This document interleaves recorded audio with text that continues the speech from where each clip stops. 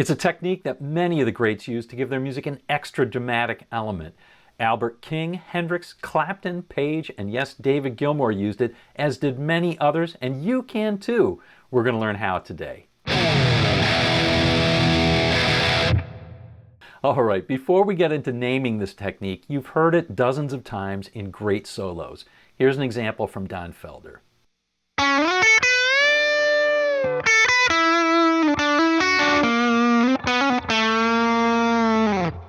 And here's a well-known example from Eric Clapton.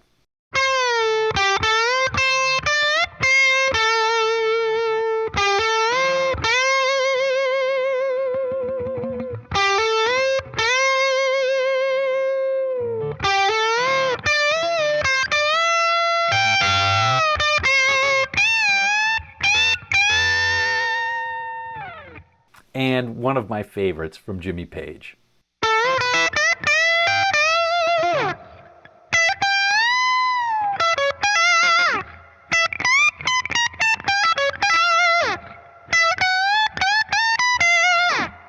And maybe my absolute favorite example of this from David Gilmour, with a secret I'll tell you about at the end of the video.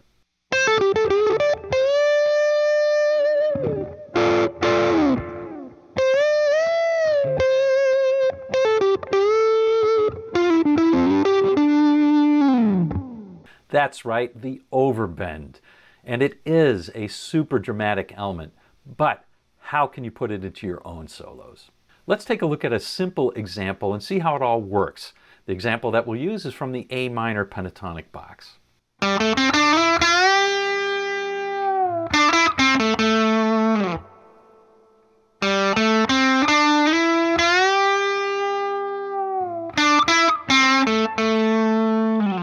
So that's the lick. Now let's dissect it in detail to see how all these licks work. It's simple, but not necessarily all that obvious. Let's start with our favorite minor pentatonic box. Now here's the lick.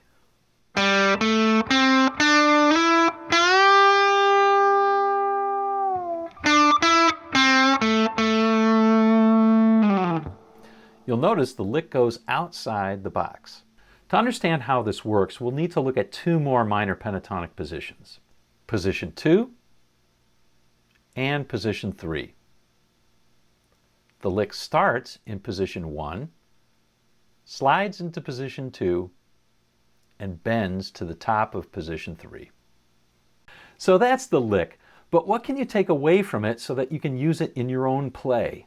First, there's the obvious takeaway, but I'm saying it anyway, that we don't just bend randomly. We always bend to a target note. For an overbend, the target is 3 frets away, or 1.5 steps. For example, in our lick, we bent from G9 to G12, or the note E to the note G.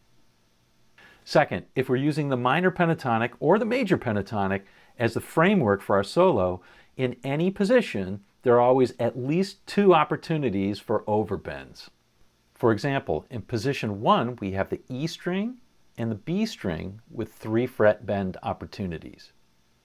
And in position 3, we have the G string and the B string with 3 fret bend opportunities. Third, an overbend is not easy on the fingers, so you'll want to use light gauge strings and look for opportunities to do those bends on the G string, the B string, and to a lesser extent the E string. That's why pentatonic position 3 is perfect for this, because the 3 fret gaps are on the G string and the B string.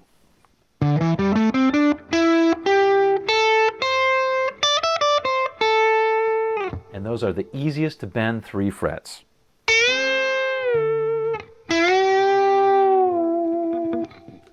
But position 1 is great for this too. You can get unique sounds by just bending in places other people don't usually bend. When using our favorite pentatonic box, instead of using the usual bends here and here,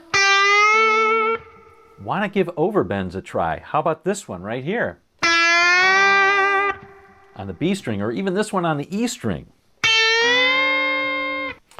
Ooh, That last one was difficult, so I'm going to give you one more takeaway. It's easier to play bends as you get up the neck. So an overbend here, this one, that one's pretty hard. But if you take it an octave up and play it here, not so hard. Overbends, give them a try. I think you'll like it. Oh, I almost forgot about the secret of David Gilmour's bends in Another Brick in the Wall Part 2. He doesn't do 3 frets, he does 4. It's a 2-step bend. Hey, if you like this, I've got a bunch of other tricks of the masters that you can learn by clicking here. They were the ones who invented the stuff that we love, and that's what I cover. So click here.